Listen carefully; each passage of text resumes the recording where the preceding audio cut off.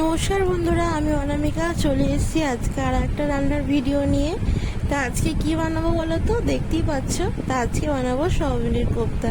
তা আমি কিভাবে সয়াবিনের কোপ্তা বানিয়েছি তাই তোমাদের সাথে শেয়ার করব।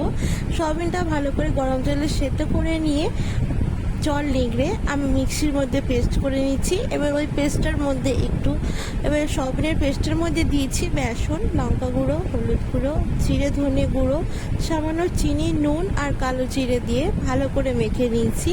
মেখে 5 মিনিট মতো রেস্টে রেখে দিয়েছি। তারপরে সয়াবিনের কোপ্তা বানানোর জন্য ওই পেস্টটাকে ভালো করে লম্বা করে আকৃতি দিয়ে ল্যাংচা শেপে আকৃতি দিয়ে এক এক করে সব বানিয়ে নেবো।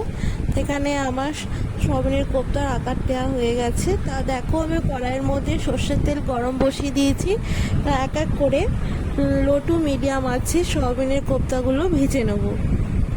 হাই ফ্লেমে ভাজবো না, তাহলে বাইরেটা আগে ভাজা হয়ে যাবে, ভেতরটা কাঁচা রয়ে যাবে। তার জন্য আমি লো টু মিডিয়াম আছে সয়াবিনের কোপ্তাগুলো এক এক করে ভেজে নেবো। তো ভেজে নিয়ে তারপরে এটাকে তরকারি করব। তার নিরামিষ দিনে এরকম সয়াবিনের কোপ্তা তরকারি হলে আর কিছুই লাগে না। তার জন্য আমি বানিয়ে নিয়েছি ঘরেতে আজকে সয়াবিনের কোপ্তা।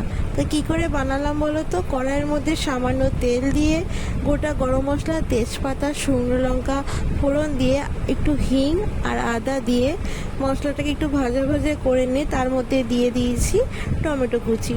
টমেটো কুচিটা দেওয়ার পর একটু দিয়েছি নুন। সেটা পেস্ট নরম হয়ে এলে, টমেটোটা গলে গেলে তার মধ্যে দিয়ে দেবো হলুদ গুঁড়ো, লঙ্কা গুঁড়ো, জিরে ধনে গুঁড়ো, কাশ্মীরি লঙ্কা গুঁড়ো, শাহি গরম মশলা আর দেবো নুন আর চিনি।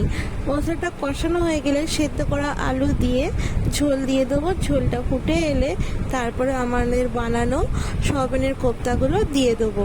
দিয়ে ভালো করে ফুটিয়ে নেবো। ফুটে তরকারিটা গামাকা হয়ে এলে সয়াবিনের কোপ্তার ভেতরে জুসগুলো ঢুকে গেলে তা নামানোর আগে ঘি আর গরম মশলা দিয়ে নামিয়ে নেবো। তাহলে আমাদের এখানেই তৈরি হয়ে যাবে সয়াবিনের কোপ্তা। তা নিরামিষ দিনে বন্ধুরা তোমরা এরকম সয়াবিনের কোপ্তা বানিয়ে খেতেই পারো। আর তোমরা এরকম বানিয়ে খেও আর আমাকে বলো তরকারিটা কীরকম হয়েছিল। তা আমার এই রান্নার রেসিপি যদি তোমাদের ভালো লেগে থাকে তাহলে একটু লাইক, কমেন্ট, শেয়ার করো। আর তোমরাও বাড়িতে বানিয়ে খেও। সবাই সুস্থ থেকো, ভালো থেকো।